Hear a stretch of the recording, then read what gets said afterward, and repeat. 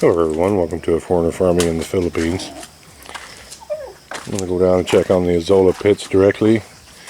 But first, while I'm thinking about it, you know, long ago, I was doing videos about these papayas. We've got papaya trees, you know, scattered all over. And they're doing really well. We're getting lots of papayas. And we had these male papayas. And I wanted to keep them around because they're fragrant. They have a nice smell to them. It's kind of like honeysuckle, and the blooms themselves look kind of like honeysuckle. If you can, I can get this camera to focus. Yeah, you see, look kind of like honeysuckle themselves. But people were saying, you know, Marcel wanted to cut them down. We've got 3 or 4 of these, and Marcel wanted to cut them down just because they don't ever make fruit. And I liked them around because, in my opinion, they attract bees. And I don't know if the female papayas need them around for fertilization or not. I just don't know. But someone has suggested that if we drove a spike into it, a nail, that it would somehow change it from a male to a female. And so I tried that. As you can see, I drove this number 4 nail into it here, and actually put some tie wire around it as well, which I'm going to remove right now because it doesn't need to be on there. It's just cutting into the trunk.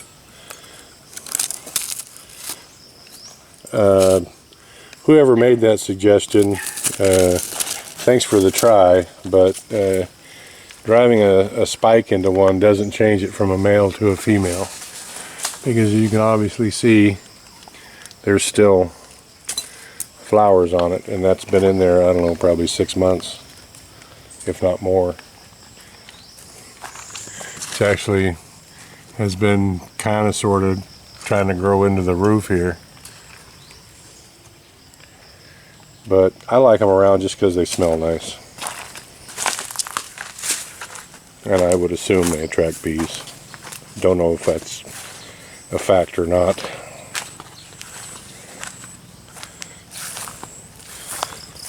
This is the drain for the washing machine. That's the pipe there that comes out. And you know, a little chemistry lesson. Dishwashing detergent, not dishwashing, but clothes washing detergent. I don't know if they still do, but years and years ago they would have the phosphate percentage on the box. And generally, the higher the phosphate percentage, the more that they would clean clothes. They put other things into them, soil softeners and removers and whatnot. But as I understand it, the phosphorus is the main ingredient. But you can see here, other than the extra water that these trees get, they're getting a lot of phosphorus, because the phosphate is phosphorus. It's actually a fertilizer. And you can see how well these are growing here. We trimmed around these a little here. This is volunteer okra from where the garden used to be.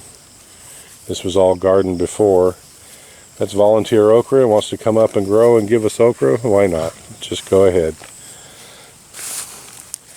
Need to trim around this little tree as well. I'm going to come through again. I'm not sure if Ebiote's working. Today is Friday. He's not working today. I'm not sure if he's working tomorrow or not. If only one guy shows up tomorrow, Nerio or Ebiote, I'm going to have Ebiote work with Ippy, because Ippy's coming tomorrow, and I'm going to have them put another round of rice holes around all these trees. All the rice holes have broken down pretty much and disappeared. So we're going to put a much more generous amount of rice holes around these Limonsito trees and do it all again. And I'll have one of the guys help Ippy with that. It's too much to ask Ippy to go down and bring up wheelbarrows of this. But as you can see, these trees are just loaded with fruit. This one here's got Limonsito all over it. And blooms as well. There's one right down here that I noticed when I was walking by it the other day. It looks almost like grapes. They're so thick on it. Now, I had said before that I was going to come by and pinch off all the flowers. And this one here is just going to town. If I can keep this Papaya, this worthless Papaya off of it, keep it from killing it.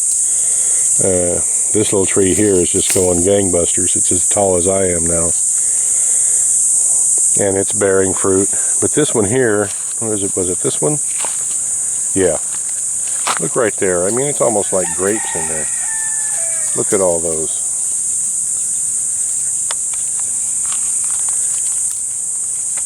I was going to pinch all the flowers off of these and let the trees grow for a year to let them get bigger rather than putting so much of their energy into making fruit.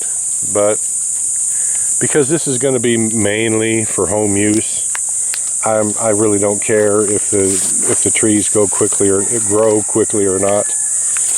If I was going to do this commercially, if I was going to put several hectares in Limonsito, then I would keep them from bearing for about a year. If I had 3 or 4 hectares of these, it would probably be somebody's full-time job to go around from tree to tree to tree and keep all the blooms picked off of it, so that the trees would grow in mass before they started having fruit. You know, I haven't been over here in a long time to look at these bananas, see what we got going on over here.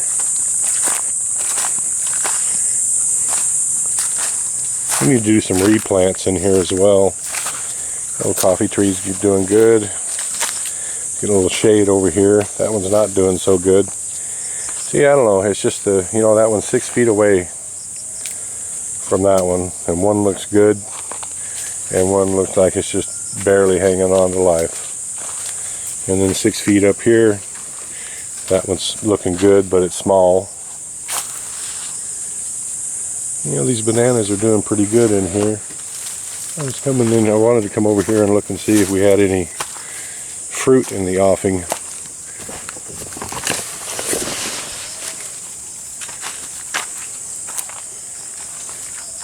This soil in here is just, this is really clay in here.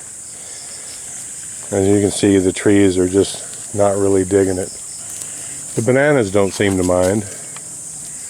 There's another little bunch of bananas growing right there. I'm going to be liking that. That's the kind of bananas I like, the Lacatan. There's supposed to be a red banana in here. I think it's, which one is it?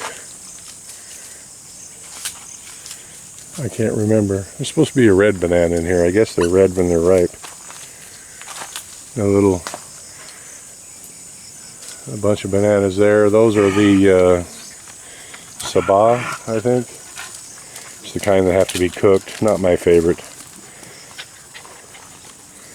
I don't really have that sweet banana taste that I like.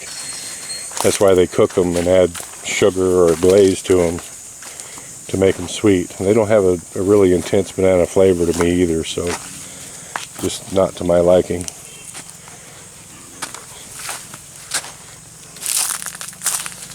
And these, we haven't gotten any pumpkins in a while. These, I think, has been so dry. Well, squash. They call them pumpkins here. I call them squash. And even though I've asked Marcel to give Ippy instructions to find where these mother plants are and to water them, I don't think it's ever happened. You can't expect them to bear fruit if you're not watering them and taking care of them. I wanted to check on this Azolla. I'm thinking we'll harvest again tomorrow. I wanted to see what's going on down here. Oh, that's what I was going to do today. I forgot. I was out at the fish pond almost all day today with the fingerling harvest. It's almost dark, and believe it or not, this is my first little jaunt around the farm here to see what's going on.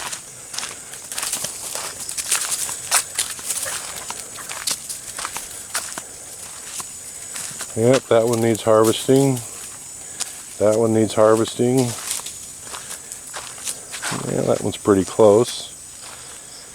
It's really thick in there. This one needs the sack out of it.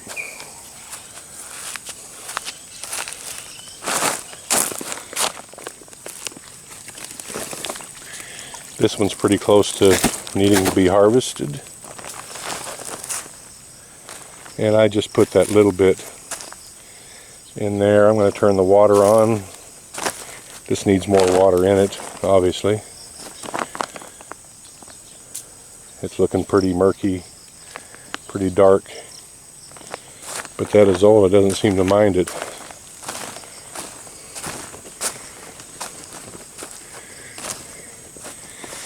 Yeah, Tati, God bless him. I had thought, because we had that pit and this pit pretty much figured out. I mean, he went over like halfway. I mean, this tarp is halfway into the middle of that row, and this tarp is underneath a layer here, and it's like halfway. He had to add a little bit to cover that one, because the tarp was a little too far to the left, or to the right, I mean. But I thought we had it pretty much figured out that we would go to from center to center. But on this one, you know, God bless him. He went over the center on this one. The center line would be about there where my big toe is. So he went over like 6 inches too much. So we sure could have used that 6 inches on this side. And we could have split the difference and taken it over to right about here.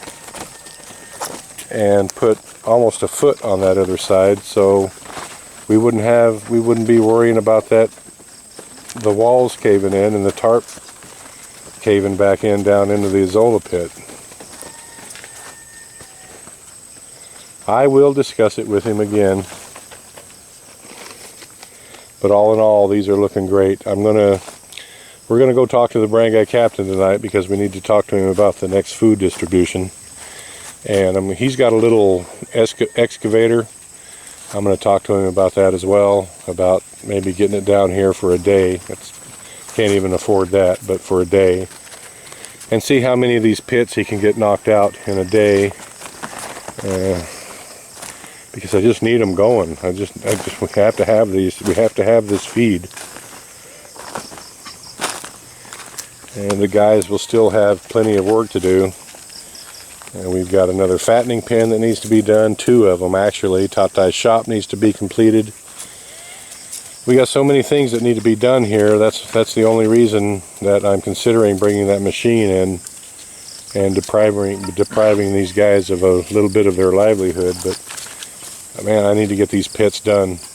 I would like to go all the way to the base of the plateau there, and that's probably about 30 more of these pits, maybe 35. I need them in production. They're doing so well. I gotta have it. So we'll go over and chat with him directly. Thank you, everyone. Please like, comment, share, and subscribe.